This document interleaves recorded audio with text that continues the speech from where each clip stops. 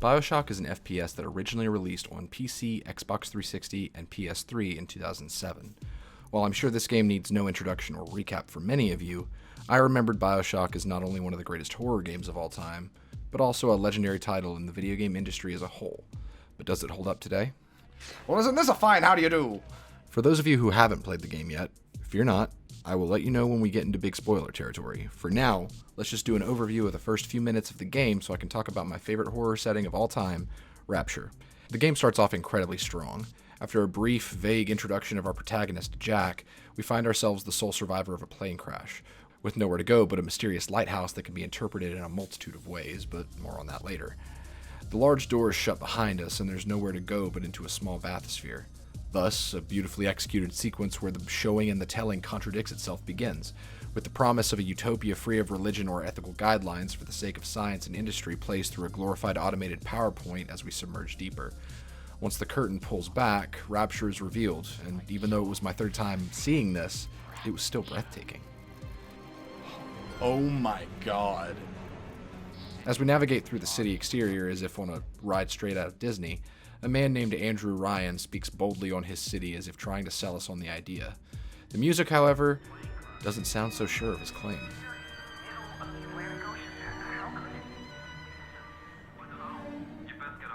Eventually, we enter through a docking tunnel with segmented phrases on top claiming, "All good things of this earth flow into the city." But as our pod ascends out of the water, this paradise we were promised shows its true form to be a nightmare. Get away, I'm social distancing. Ryan's paradise was a lie. With no other choice, we accept the help of a stranger named Atlas as we step foot into the dark, empty corridors of the city, with scattered imagery, signage, and other details painting a very bleak history, all while our pursuer taunts us from the surrounding darkness. We continue following Atlas's polite requests as he guides us to safety. Along the way, we're introduced to plasmids, but more on those later. Soon after, we get a gun and start finding audio recordings to further tell the city's story through a multitude of its residents. Just when we start to feel a little equipped, though, the big daddy of video game bosses gets a proper introduction in a very clever, albeit terrifying way.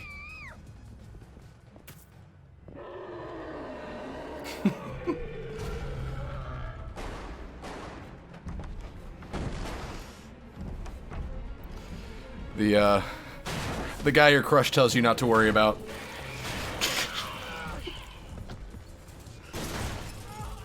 After that, alarms start going off and we run for our lives while fighting our way to safety, using everything the past 15 minutes or so taught us along the way. Rapture's epic Disney-style introduction remains, in my eyes, one of the most memorable and time-efficient ways to introduce a fictional setting and its premise, while utilizing exposition from a delusional narrator to paint an image that contradicts the reality we see for ourselves, establishing Ryan as a threat and furthering the character as delusional. Is there someone here?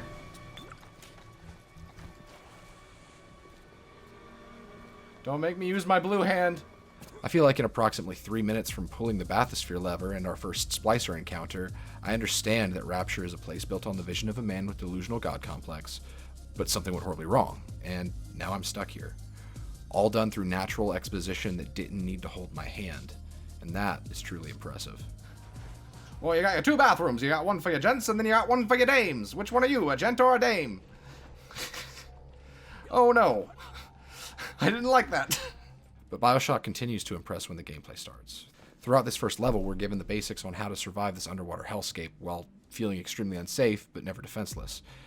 And as we progress through the dark tunnels, Rapture reveals just enough of its lore to tease a rich history that would continue to unfold.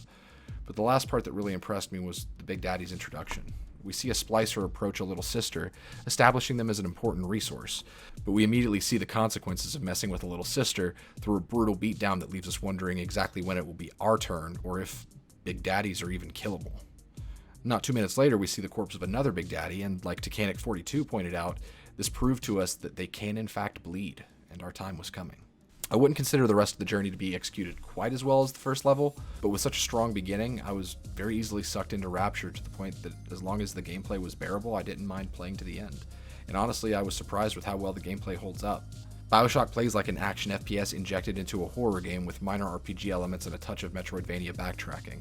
Combat seems like a straightforward shooter at first, with a selection of weapons you'd expect from this sort of game, like pistol, machine gun, crossbow, and shotgun. Oh, yes. Yes.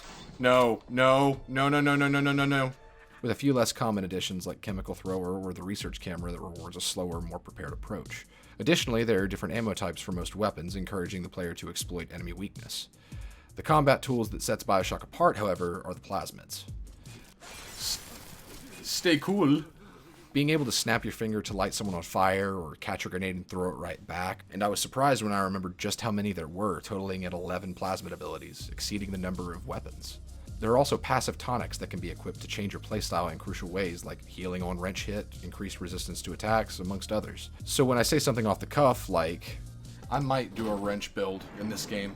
I eventually discovered that I totally can do that with the right selection of tonics, and end up demolishing the final boss with basically just a wrench. I'm a wrench jockey, get out of here! Wrench gang. Wrench gang all day.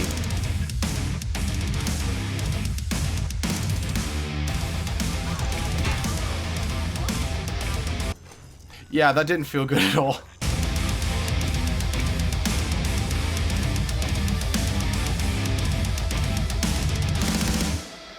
Hashtag wrench gang for life. So the core gameplay is great, and surely was an innovation for its time.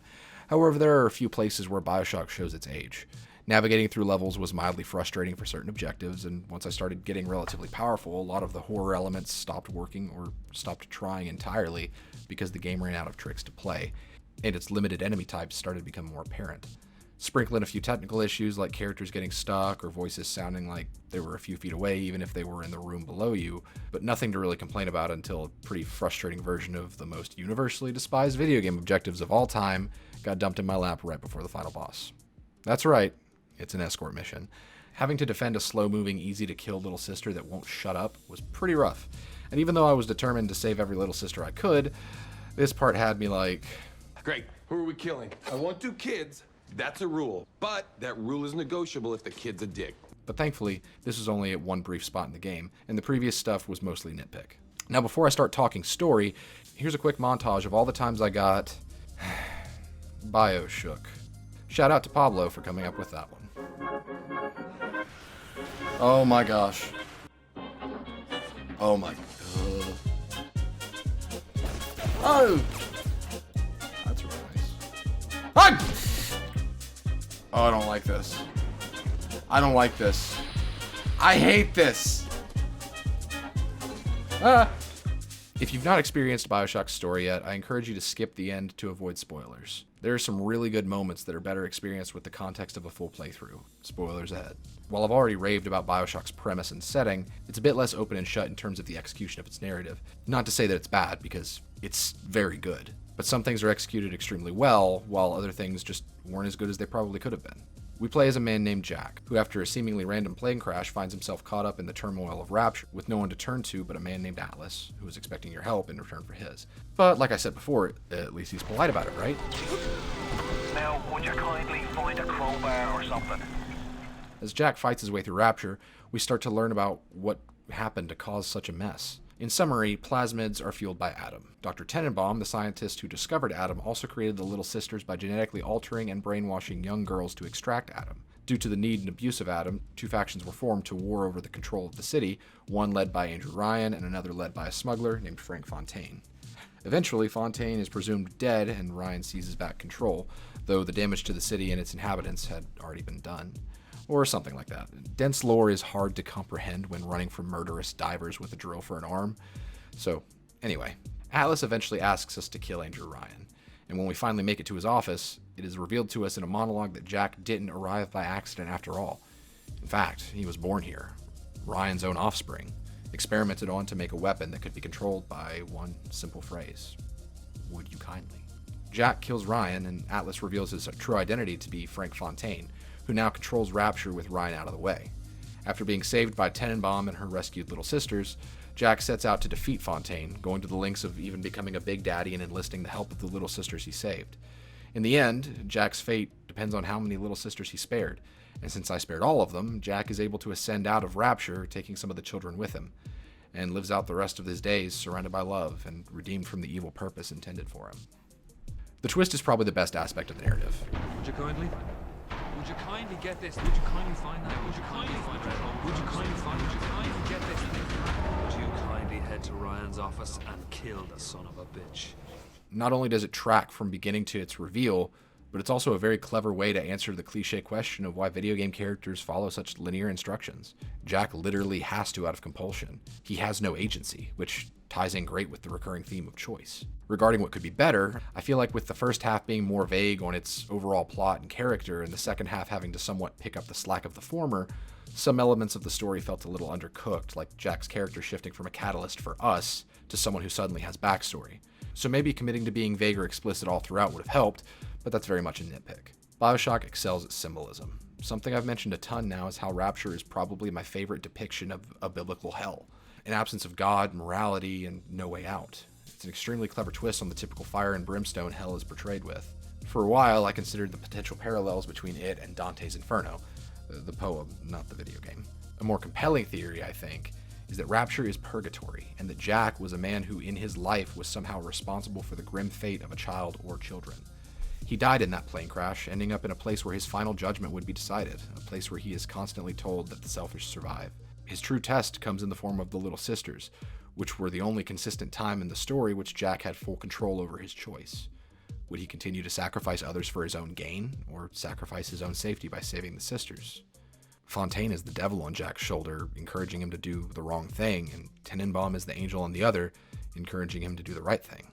In the end, Jack refuses the key to the city since he was ready to move on and ascend from the depths into his new life, or paradise. Ultimately, though, do I think all of that is canon? No. Rapture and its stories exist within the lore of the Bioshock series as a whole. These events happened. But something that is pretty clear to me is the intended theme of danger in extremes.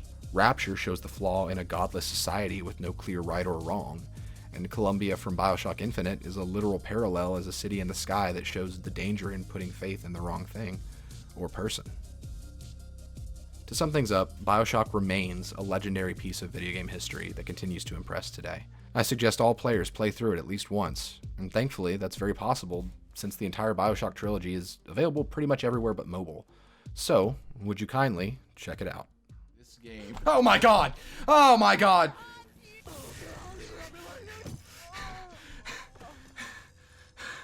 Okay. Oh, wasn't that a fine how do you do?